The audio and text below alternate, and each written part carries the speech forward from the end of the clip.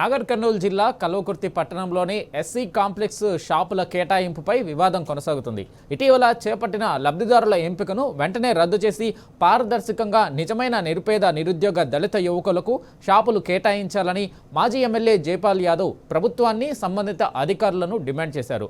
Kalwakurthy SC complex షాపుల కేటాయింపులో అధికార party నాయకుల జోక్యంతో అవకతవకలు జరిగాయని ఆరోపిస్తూ గత 4 రోజులుగా ఎస్సీ నిరుద్యోగ యువకులు రిలే దీక్షలు కొనసాగిస్తున్నారు.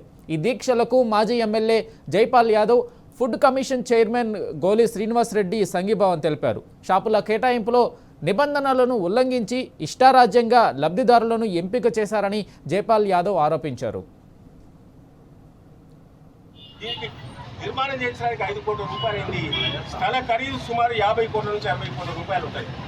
దయచేసి కల్వకుర్తి యొక్క మున్సిపాలిటీ యువకులకు, చదువుకున్నటువంటి నిరుద్యోగులకు, కల్వకుర్తి మండలంలో ఉన్నటువంటి మా దళిత సోదరులకు అన్యాయం జరగకుండా కలెక్టర్ గారు వెంటనే స్పందించాలి.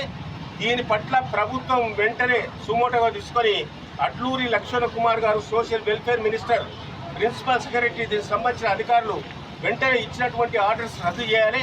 అవన్నీ కూడా రద్దు చేసి తిరిగి స్పెషల్గా ఫ్రెష్గా పిలవాలి.